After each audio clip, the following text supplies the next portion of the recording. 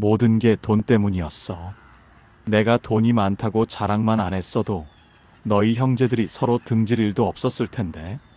어느 날 병원에서 한 여성이 아들에게 울며 한 말입니다. 이 말의 주인공은 75세 이순례 할머니. 순례 할머니는 평생 성실하게 살아온 분이었습니다. 남편과 함께 작은 구멍가게를 운영하며 한 푼 두 푼 모은 돈이 어느새 2억 원이라는 큰 돈이 되었습니다.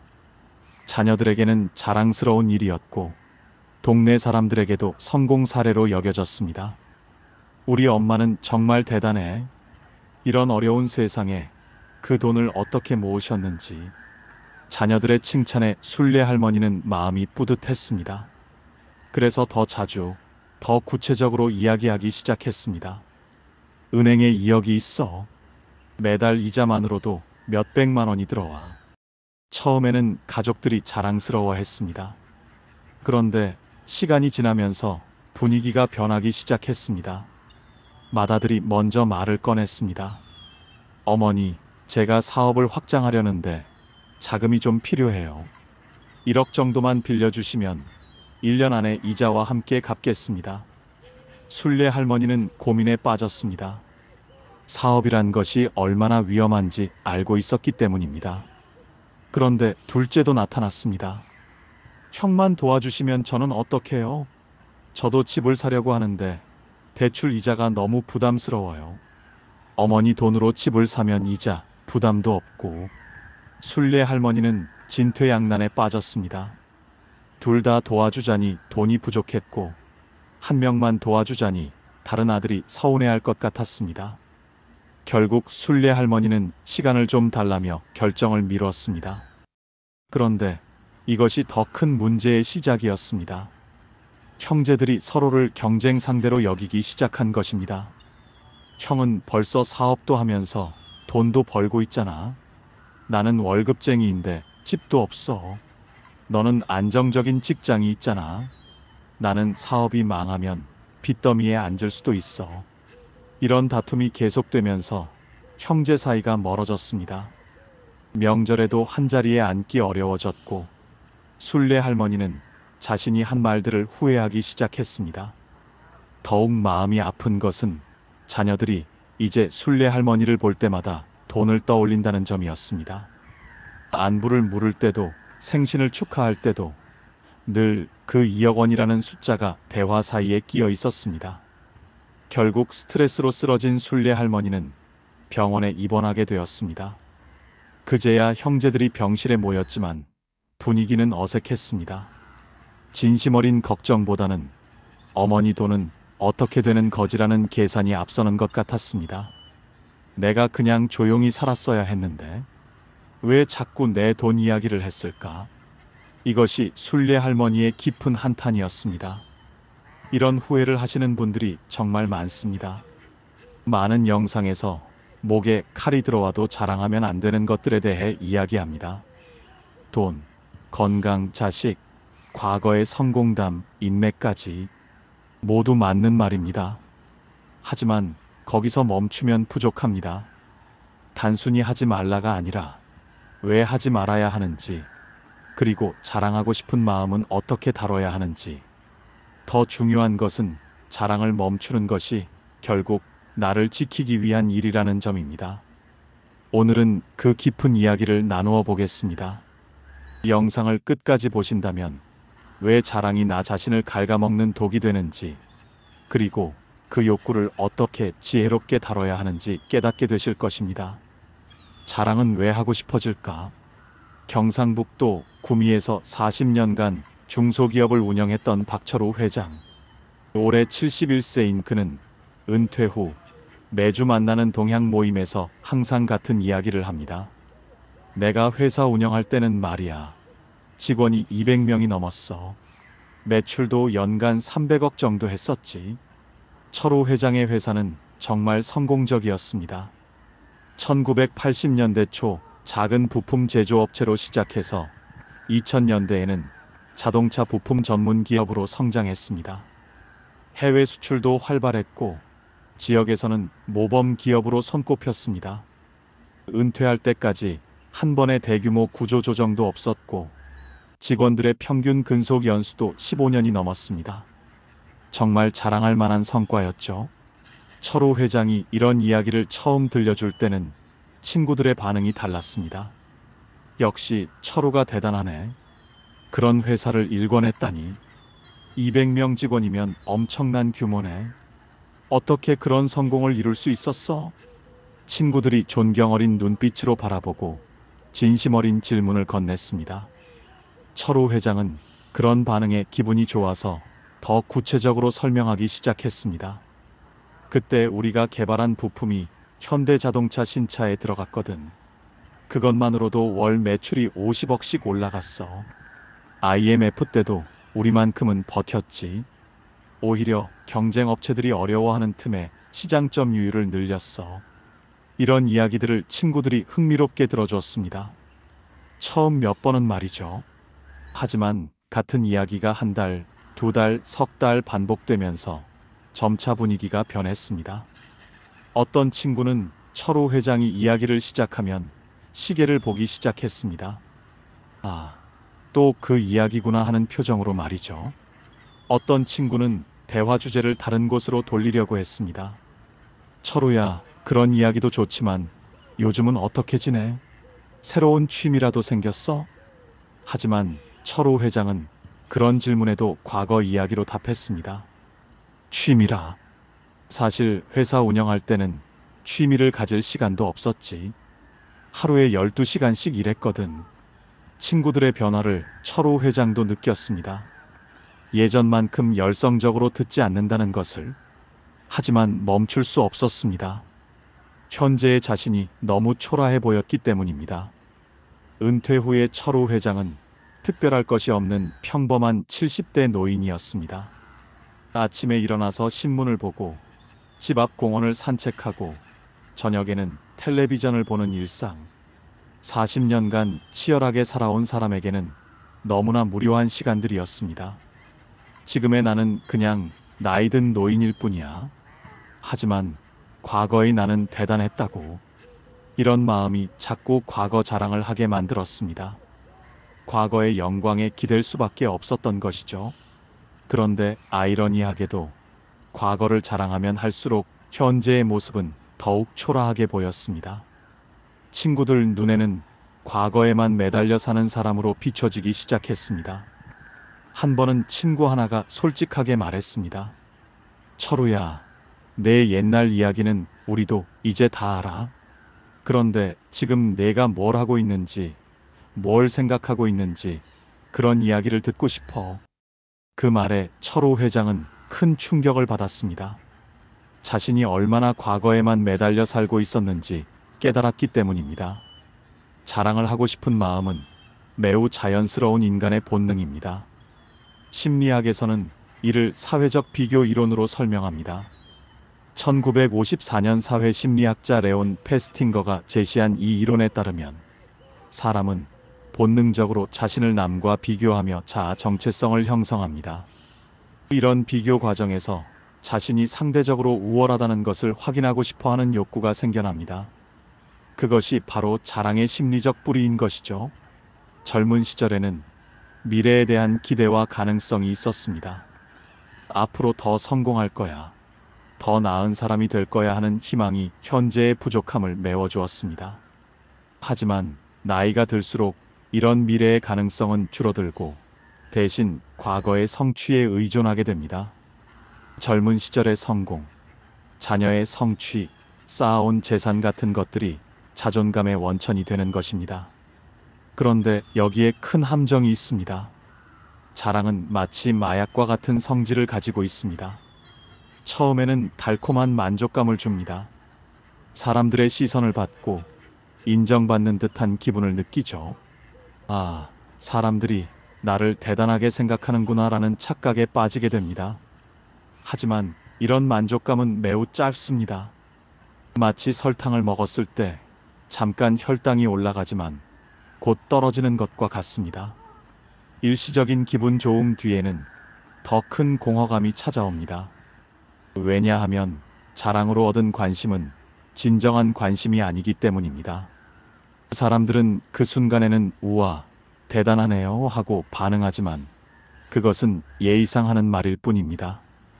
진심으로 존경하거나 부러워하는 것이 아니죠. 더 큰 문제는 자랑이 중독성이 있다는 점입니다. 한 번 자랑해서 관심을 받으면 그 달콤함을 다시 느끼고 싶어집니다. 그래서 더 큰 자랑, 더 과장된 자랑을 하게 됩니다. 마치 중독자가 점점 더 많은 약물을 찾는 것과 같은 패턴입니다. 실제로 뇌과학 연구에 따르면 사람들이 자신에 대해 이야기할 때 뇌에서 도파민이 분비된다고 합니다. 도파민은 쾌락을 느낄 때 나오는 신경 전달 물질이죠. 그러니까 자랑하는 것이 실제로 중독성이 있는 행위라는 것입니다. 하지만 여기서 중요한 사실이 있습니다. 자랑을 듣는 사람의 뇌는 정반대로 반응한다는 것입니다. 부산에 사는 김영숙 할머니는 이런 말을 했습니다. 내가 돈이 좀 있다고 자랑했을 때는 몰랐어요. 사람들이 겉으로는 대단하시네요 했지만 속으로는 저 할머니 또 시작이네 하고 있었다는 걸. 영숙 할머니의 깨달음은 정확합니다. 하버드 대학의 신경과학 연구에 따르면 사람들이 자랑을 들을 때 뇌에서 일어나는 반응은 마치 공격을 받을 때와 비슷하다고 합니다. 구체적으로 말하면 편도체라는 뇌 부위가 활성화됩니다. 편도체는 위협을 감지하고 경계 상태를 유지하는 역할을 하는 부분입니다. 즉, 자랑을 듣는 순간 뇌는 무의식적으로 이 사람이 나를 압도하려고 한다고 해석하는 것입니다. 그래서 아무리 친근하게, 아무리 자연스럽게 자랑을 해도 듣는 사람은 불편함을 느낄 수밖에 없습니다. 이것은 의식적인 판단이 아니라 뇌의 자동적인 반응이기 때문에 피할 수 없는 현상입니다. 더 흥미로운 사실은 이런 반응이 나이가 들수록 더 민감해진다는 점입니다. 젊을 때는 저 사람이 잘 나가도 나도 언젠가는 하는 희망이 있었지만 나이가 들면 그런 가능성이 줄어들기 때문입니다. 그래서 시니어들 사이에서 자랑은 특히 독이 됩니다. 듣는 사람은 이제 와서 무슨 소용이야 하는 체념과 함께 더 큰 상처를 받게 되는 것입니다. 영숙 할머니가 이런 변화를 감지한 것은 우연이 아니었습니다. 인간은 놀랍도록 섬세하게 다른 사람의 감정 변화를 포착합니다.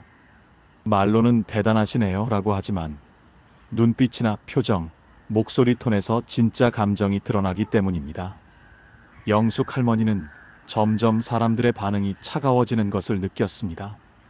처음에는 진심 어린 관심으로 들어주던 사람들이 나중에는 형식적인 대응만 하더라는 것을 깨달았습니다. 그때서야 알았어요. 내가 기분 좋자고 한 말들이 사람들에게는 부담이었다는 걸. 결국 자랑을 자주 하는 사람 주변에는 점점 사람이 없어지게 됩니다. 무의식적으로 불편함을 느끼기 때문입니다.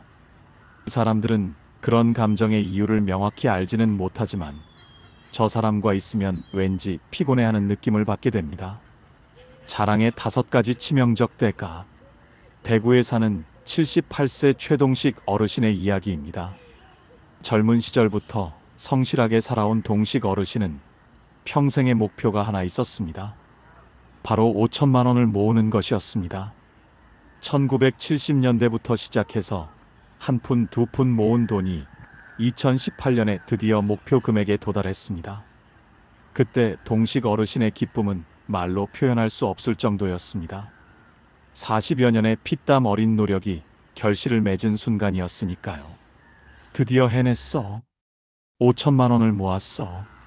동식 어르신은 이 소식을 가족부터 시작해서 동네 사람들에게까지 알렸습니다. 자랑스러운 마음이 컸던 것이죠. 나는 평생 성실하게 살아서 이만큼 모았어. 담배도 안 피우고 술도 거의 안 마시고 외식도 거의 안 하면서 말이야. 처음에는 사람들이 진심으로 축하해 주었습니다. 이 시대의 평범한 사람이 5천만 원을 모은다는 것이 쉬운 일이 아니었으니까요. 동식이 형 정말 대단해. 어떻게 그렇게 꾸준히 모을 수 있었어? 요즘 같은 세상에 5천만 원이라니. 정말 존경스러워. 이런 반응에 동식 어르신은 더욱 기분이 좋아져서 더 자세히 이야기하기 시작했습니다. 은행에 예금으로 넣어뒀어. 매달 이자도 꽤 나오고. 요즘 금리가 낮다지만 그래도 월 15만 원 정도는 이자로 들어와. 그런데 이런 이야기가 퍼지면서 예상치 못한 일들이 벌어지기 시작했습니다. 첫 번째로 오랫동안 연락이 없던 친척들이 갑자기 안부를 묻기 시작했습니다. 처음에는 반가웠지만 점점 이상한 느낌이 들었습니다. 삼촌, 오랜만이에요. 요즘 어떻게 지내세요? 대화가 이어지다 보면 자연스럽게 돈 이야기가 나왔습니다. 삼촌이 정말 대단하세요. 5천만 원을 모으다니. 저희는 언제 그렇게 될지 모르겠어요. 처음에는 순순한 감탄인 줄 알았습니다. 하지만 시간이 지나면서 다른 의도가 있다는 것을 알게 되었습니다. 두 번째로 동네에서 만나는 사람들의 시선이 달라졌습니다. 예전에는 그냥 평범한 이웃으로 봤는데 이제는 돈 있는 사람으로 보기 시작한 것입니다.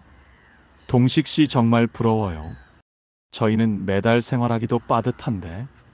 이런 말을 들을 때마다 동식 어르신은 뭔가 불편한 느낌을 받았습니다. 같은 이웃으로서 편안하게 대화하던 관계가 갑자기 어색해진 것 같았습니다.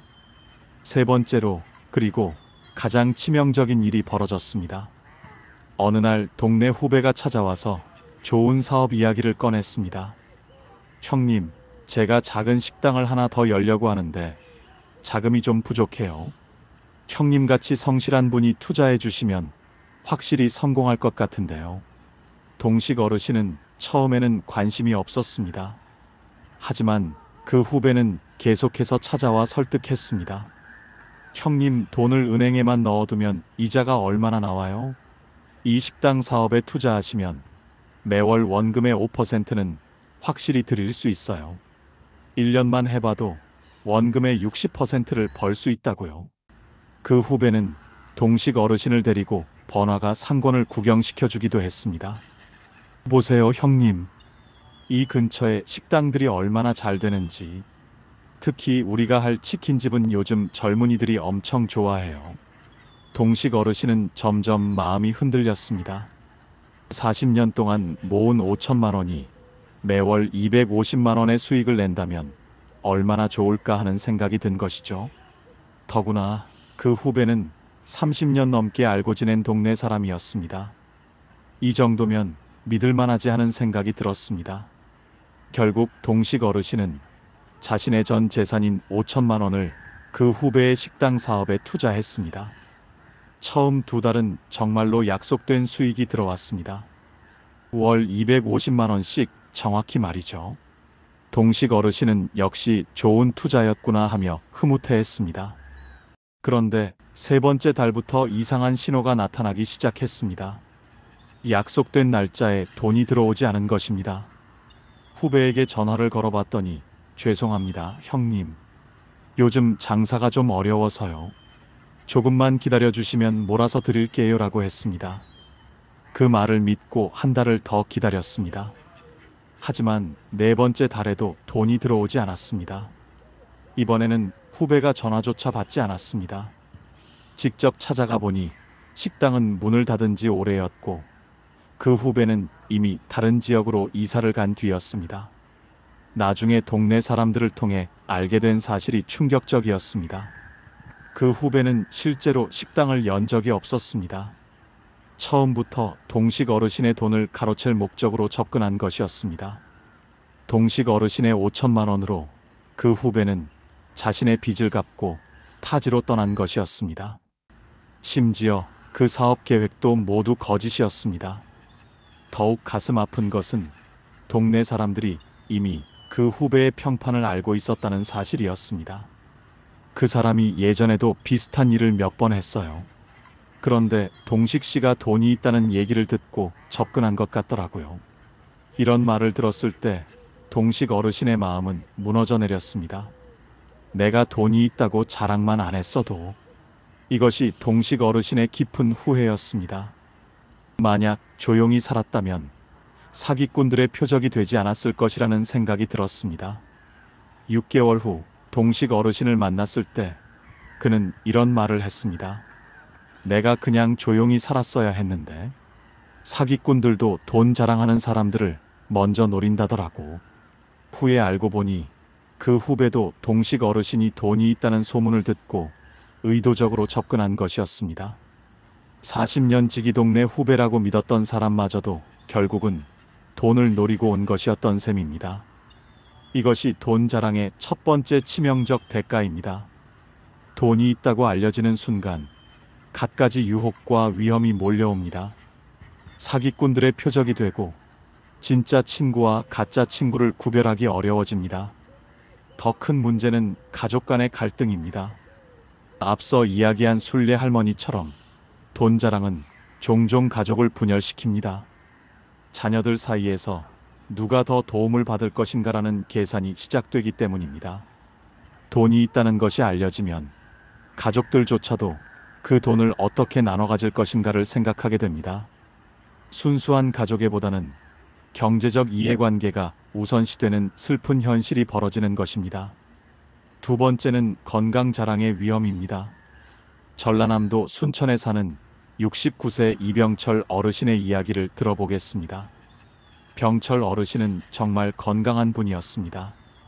젊은 시절부터 담배를 피우지 않았고 술도 거의 마시지 않았으며 매일 새벽 5시에 일어나 1시간씩 운동을 했습니다.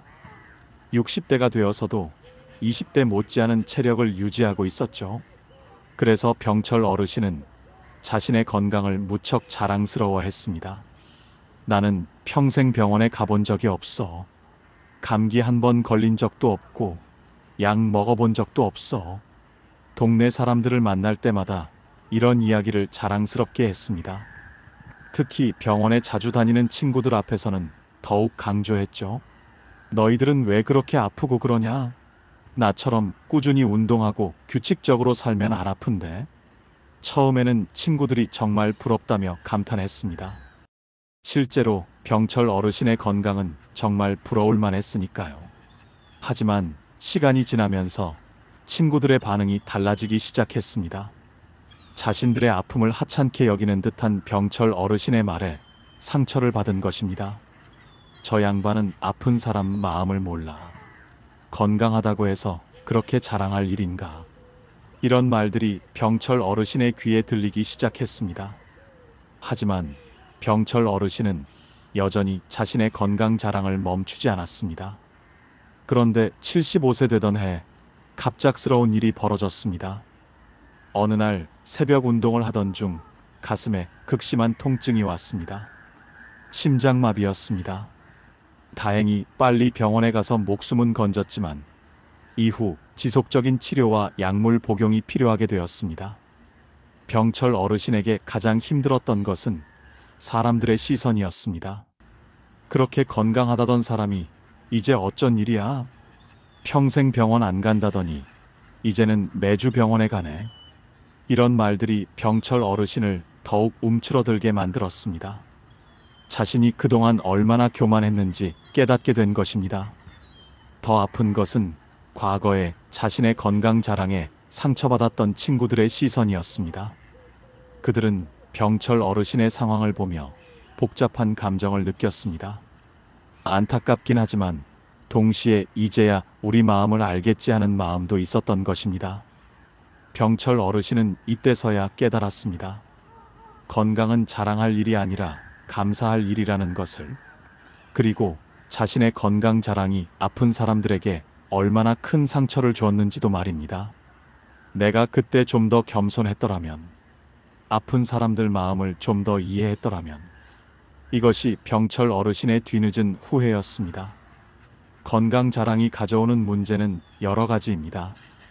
첫째, 자만심으로 인한 건강관리의 소홀입니다. 나는 절대 안 아플 거야 라는 착각 속에서 정기검진도 받지 않고 몸의 작은 신호들도 무시하게 됩니다. 병철 어르신도 그랬습니다. 가끔 가슴이 답답하다는 신호가 있었지만 나는 건강하니까 괜찮을 거야 하며 무시했던 것입니다. 둘째, 아픈 사람들에게 주는 상처입니다. 만성질환을 앓고 있는 사람, 선천적으로 건강이 좋지 않은 사람들에게 건강 자랑은 칼과 같습니다. 그들은 자신의 의지로 아픈 것이 아닌데도 마치 노력이 부족해서 건강하지 못한 것처럼 느끼게 만들기 때문입니다. 셋째, 자신이 아플 때 겪게 될 상대적 박탈감입니다. 평소 건강을 자랑하던 사람이 아프게 되면 그 충격은 일반 사람보다 훨씬 큽니다. 자신의 정체성이 건강한 사람이었는데 그것이 무너지는 순간 깊은 절망감에 빠지게 되는 것입니다. 건강은 정말 소중한 것입니다. 하지만 그것이 자랑거리가 되는 순간 독이 됩니다. 진정한 지혜는 건강할 때 감사하고 아픈 사람들을 이해하며 자신의 건강도 언제든 변할 수 있음을 겸손하게 받아들이는 것입니다. 세 번째는 자식 자랑이 만드는 부담입니다. 대전에 사는 김말순 할머니의 이야기는 많은 부모들이 공감할 만한 내용입니다. 말순 할머니의 둘째 아들 진수는 어려서부터 공부를 잘했습니다. 초등학교 때부터 반에서 1등을 놓친 적이 없었고 중학교, 고등학교를 거쳐 명문의대에 합격했습니다. 말순 할머니에게는 그야말로 자랑스러운 아들이었죠. 의대를 졸업한 후 진수는 서울의 한 종합병원에서 인턴 생활을 시작했습니다. 그리고 몇 년 후 전문의 자격을 취득하여 내과 전문의가 되었습니다. 말순 할머니의 기쁨은 말로 표현할 수 없을 정도였습니다. 평생 가난하게 살아오면서도 자식 교육만큼은 포기하지 않았던 것이 결실을 맺은 순간이었으니까요. 우리 아들이 의사가 됐어. 서울에서 환자들을 치료하고 있어. 말순 할머니는 이 소식을 동네 사람들에게 알리기 시작했습니다. 처음에는 조심스럽게, 나중에는 점점 더 자세하게 말이죠. 우리 진수가 내과 전문이래. 요즘 환자들이 많아서 하루에 100명 넘게 본다고 하더라. 병원에서도 인정받고 있어. 벌써 과장 얘기도 나온다는데. 동네 사람들은 처음에는 진심으로 축하해 주었습니다. 말순이네, 정말 대단하네. 어떻게 의사까지 키웠어? 고생한 보람이 있겠네. 이제 편하게 살겠어. 이런 반응에 말순 할머니는 더욱 신이 나서 더 구체적으로 이야기하기 시작했습니다. 진수가 말하는데 의사 월급이 꽤 된다더라. 이제 우리도 걱정 없이 살 수 있을 것 같아. 요즘 젊은이들이 다 의대 가려고 하는 이유가 있더라고. 안정적이고 사회적 지위도 높고. 그런데 6개월 후 예상치 못한 일이 벌어졌습니다. 진수가 갑자기 대전에 내려온 것입니다. 그리고 말순 할머니에게 이런 말을 했습니다. 엄마, 제발 자랑 좀 그만하세요. 저 때문에 병원에 오시는 분들이 있어서 곤란해요. 알고 보니 말순 할머니의 자랑 이야기가 동네에 퍼지면서 지인들이 진수를 찾아 병원에 오기 시작한 것입니다. 말순이네 아들이 의사라며? 우리도 한번 봐달라고 해. 아는 사람 아들이 의사면 더 잘 봐주겠지. 이런 식으로 말순 할머니의 지인들이 병원을 찾아왔고 진수는 난처한 상황에 빠진 것입니다. 친절하게 대해야 하지만 다른 환자들과의 형평성도 고려해야 했고 무엇보다 어머니의 인맥 때문에 업무에 지장이 생기는 것이 부담스러웠습니다. 더 큰 문제는 말순 할머니의 자랑 이야기가 점점 과장되어 퍼진다는 점이었습니다. 말순이네 아들이 서울에서 큰 병원 원장 한다더라. 그 집 아들 의사 되고 나서 한 달에 몇 천만 원씩 번다던데. 실제와는 전혀 다른 이야기들이 소문으로 퍼지면서 진수는 더욱 부담을 느꼈습니다. 진수가 어머니에게 말했습니다. 엄마, 저도 정말 열심히 공부해서 의사가 된 건데 엄마가 자랑하시는 걸 들으면 제 노력이 없어지는 것 같아요. 그리고 병원에서도 백으로 들어온 사람처럼 보일까봐 걱정돼요. 그 말에 말순 할머니는 큰 충격을 받았습니다. 자식을 위한다고 생각했던 자랑이 오히려 자식에게 부담을 준다는 것을 그때서야 깨달았습니다. 하지만 이미 퍼진 소문을 되돌리기는 어려웠습니다. 동네 사람들은 계속해서 진수에 대한 이야기를 했고 말순 할머니는 그런 이야기 그만했으면 좋겠어요 라고 말하기도 어려웠습니다. 더욱 안타까운 것은 이런 상황이 모자 관계에 미묘한 균열을 만들었다는 점입니다. 진수는 고향에 내려오는 것조차 부담스러워했고, 말순 할머니는 자신의 자랑이 아들에게 상처를 주었다는 죄책감에 시달렸습니다. 자식 자랑이 가져오는 문제는 여러 층위에서 발생합니다. 우선 듣는 사람에게는 비교와 상처를 줍니다. 자녀가 원하는 대로 성공하지 못했거나 어려움을 겪고 있는 부모 입장에서는 다른 사람의 자식 자랑을 듣는 것이 고통스럽습니다. 우리 아이는 왜 그렇지 못할까 하는 자책감과 상대적 박탈감에 빠지게 됩니다. 둘째로, 자식에게는 이중의 부담을 줍니다. 하나는 부모의 기대에 계속 부응해야 한다는 심리적 압박이고, 다른 하나는 주변 사람들의 관심과 요구에 응해야 한다는 사회적 부담입니다. 셋째로, 자식의 성취를 부모 자신의 공로로 여기게 만듭니다. 내가 이렇게 키워서 저렇게 됐다는 식의 생각은 자식의 독립성과 개별성을 인정하지 않는 것입니다. 넷째로, 소문과 과장을 통해 사실과 다른 이야기가 퍼지면서 당사자에게 예상치 못한 문제를 만들기도 합니다. 자식이 잘 되면 기뻐하는 것은 당연합니다. 하지만 그 기쁨을 자랑으로 표현하는 순간 여러 사람에게 상처와 부담을 주게 됩니다. 진정한 사랑은 조용한 지지와 응원이지 요란한 자랑이 아닙니다.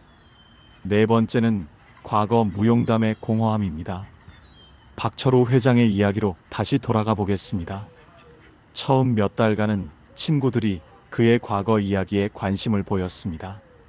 하지만 시간이 지나면서 같은 이야기가 반복되자 분위기가 확연히 달라졌습니다. 친구들은 점점 모임에 나오지 않기 시작했습니다. 처음에는 바빠서라고 핑계를 댔지만 나중에는 아예 연락조차 하지 않았습니다. 한때 20명이 넘었던 동향 모임이 어느새 대여섯 명으로 줄어들었습니다. 어느 날 오랫동안 함께했던 친구 하나가 철호 회장을 따로 불러내어 솔직한 이야기를 했습니다. 철호야, 솔직히 말할게. 내 옛날 이야기는 이제 우리도 다 외울 정도야. 직원 200명, 매출 300억, 현대차 납품. 이런 얘기 말이야. 철호 회장은 깜짝 놀랐습니다. 자신이 그렇게 반복적으로 같은 이야기를 했다는 것을 미처 깨닫지 못했기 때문입니다. 친구는 계속 말했습니다. 물론 내가 대단한 일을 했다는 건 우리도 안다. 하지만 지금 우리가 듣고 싶은 건 그런 이야기가 아니야. 지금 내가 뭘 하고 있는지, 뭘 생각하고 있는지, 앞으로 뭘 해보고 싶은지 그런 이야기를 하자. 그 말에 철호 회장은 할 말이 없었습니다. 현재의 자신에게는 정말로 말할 게 없다고 생각했기 때문입니다. 지금의 나는 그냥 집에서 텔레비전이나 보는 평범한 노인일 뿐이야. 친구가 말했습니다. 그게 뭐가 잘못된 거야? 평범해도 괜찮잖아.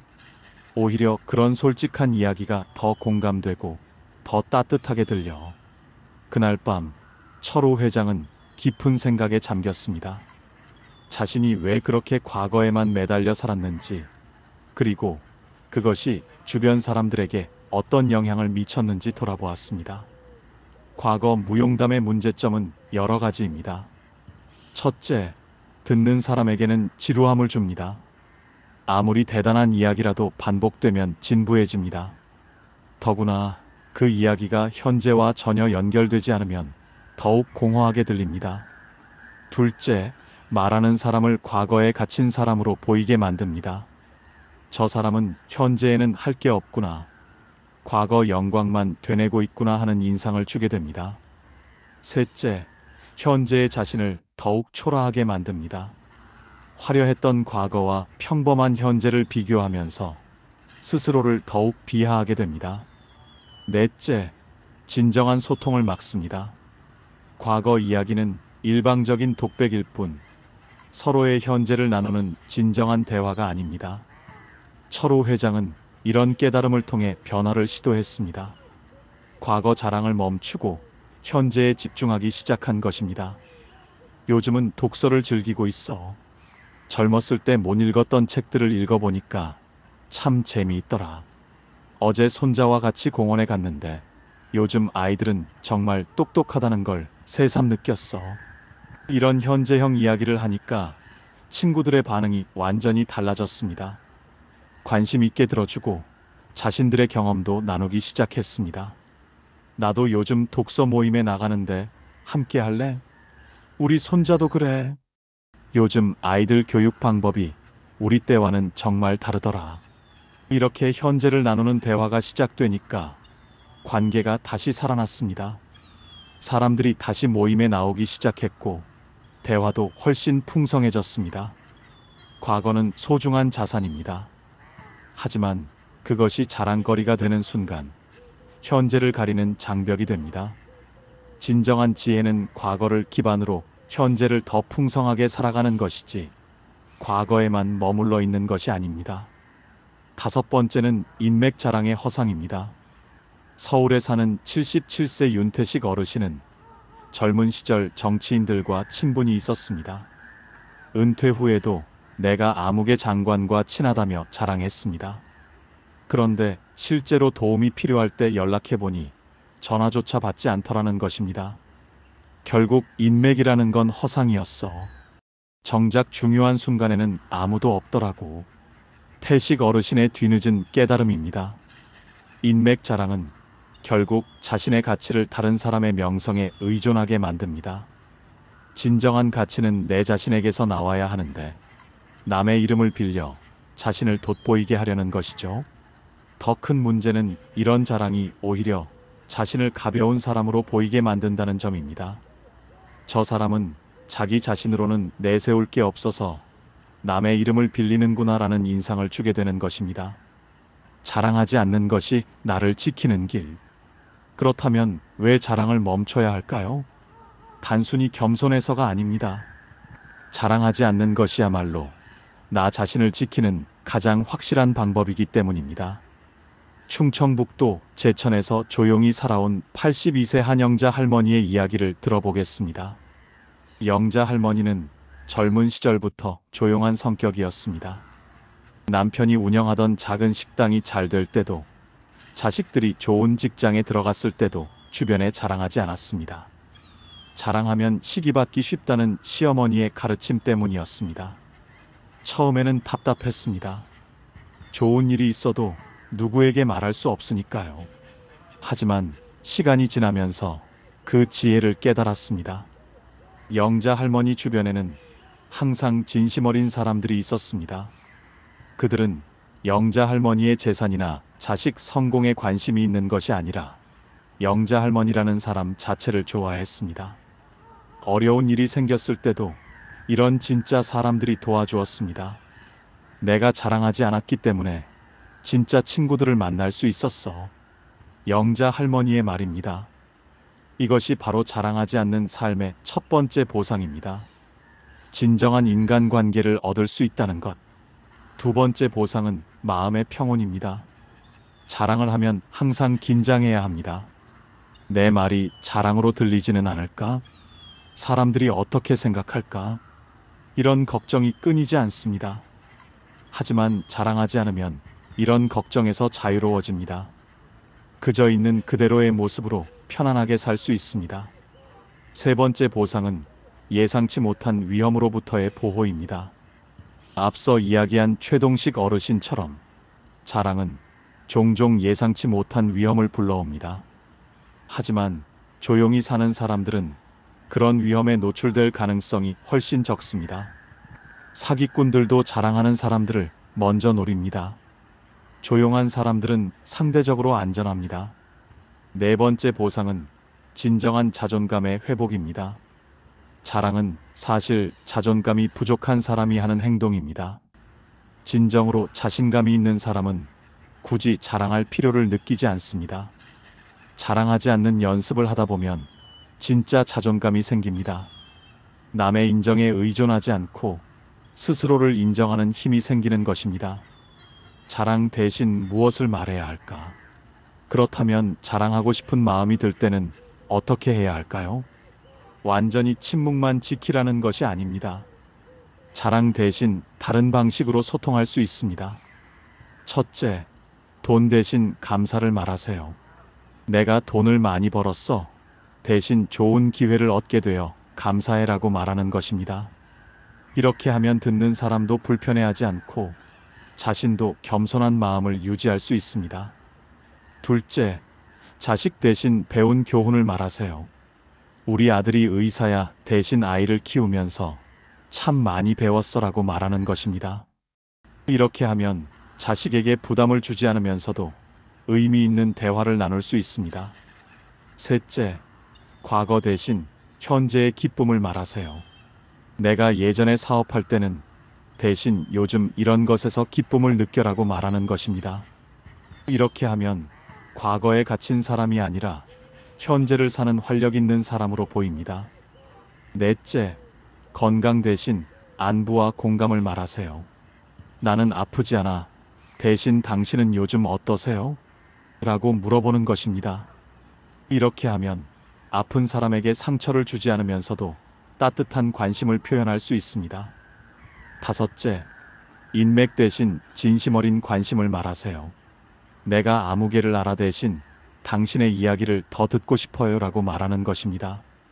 이렇게 하면 허영심이 아니라 진정한 관심으로 사람들과 연결될 수 있습니다.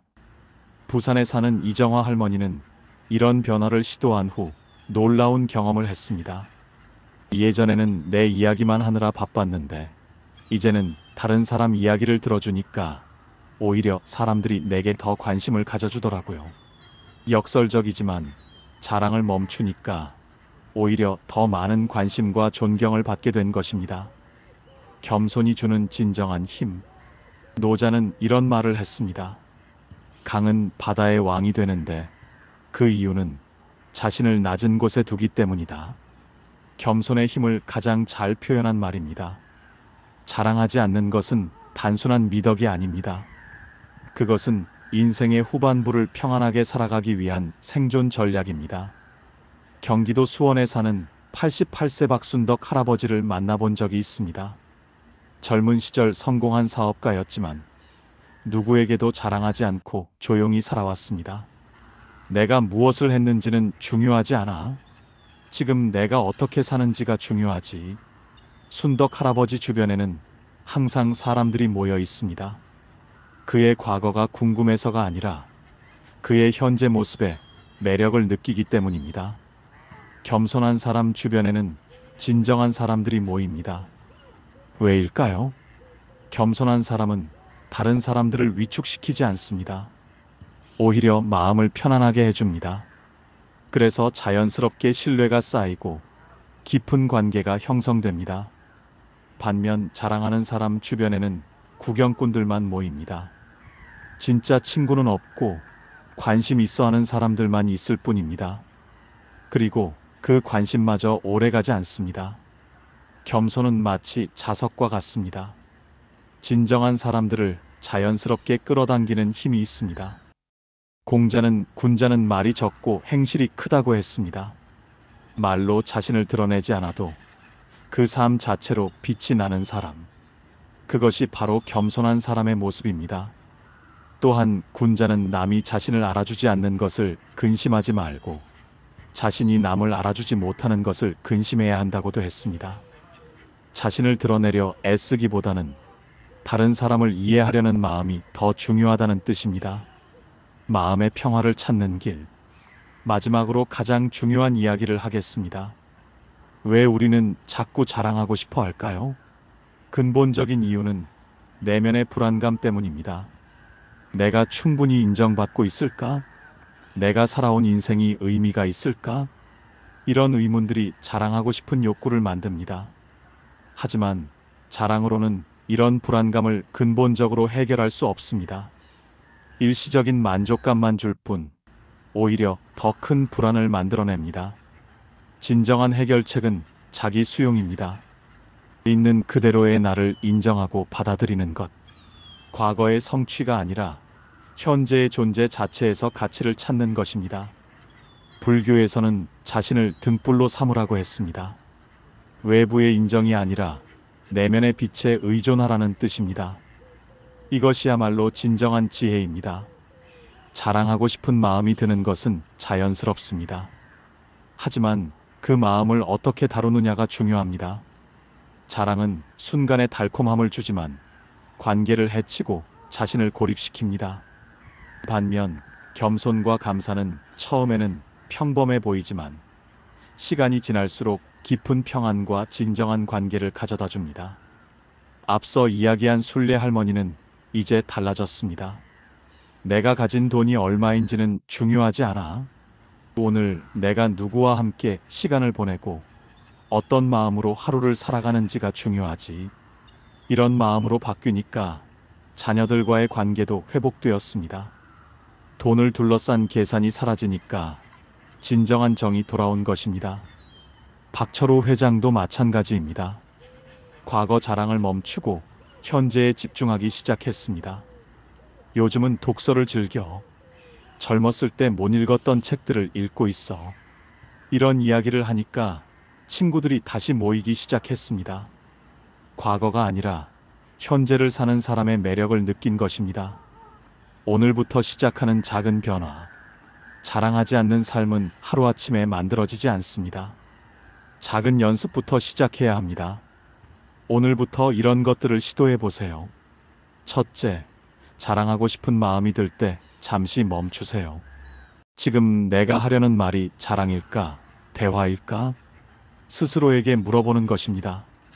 둘째, 상대방의 이야기를 더 많이 들어주세요. 내 이야기를 하는 시간보다 상대방 이야기를 듣는 시간을 늘리는 것입니다. 셋째, 감사 표현을 늘리세요. 자랑 대신 감사를 표현하는 습관을 만드는 것입니다.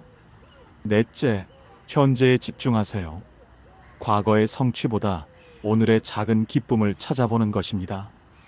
이런 작은 변화들이 모여 큰 변화를 만들어낼 것입니다. 그리고 놀라운 일이 일어날 것입니다. 자랑을 멈췄는데 오히려 더 많은 존경과 사랑을 받게 되는 경험을 하게 될 것입니다. 진정한 부와 성공의 의미. 마지막으로 돌이켜 보겠습니다. 처음에 던졌던 질문을 기억하시나요? 왜 순례 할머니는 돈 자랑 때문에 가족을 잃었을까? 왜 박철우 회장은 과거 자랑 때문에 친구들이 떠났을까? 이제 답을 알 수 있을 것입니다. 자랑은 사람을 고립시키기 때문입니다. 진정한 연결을 막기 때문입니다. 그리고 가장 중요한 것을 놓치게 만들기 때문입니다.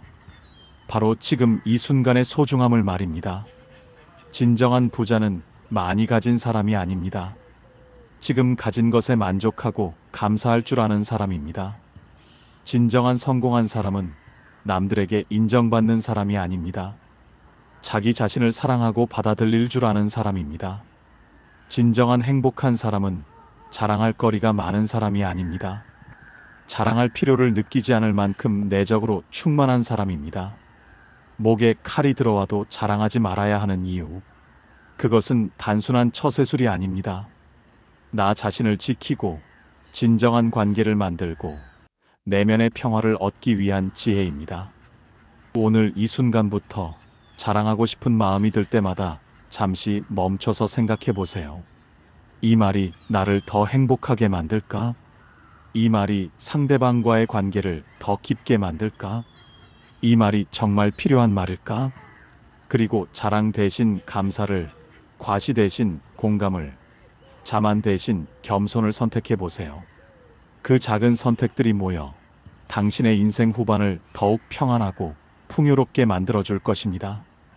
진정한 어른이 되는 길은 자랑할 거리를 많이 만드는 것이 아니라 자랑할 필요가 없을 만큼 내면이 충만해지는 것입니다. 그 길 위에서 당신이 진정한 평안과 행복을 만나시기를 진심으로 기원합니다. 영상 내용이 도움이 되셨다면 구독과 좋아요를 눌러주세요. 영상 제작에 큰 힘이 됩니다. 평온한 하루 되세요. 감사합니다.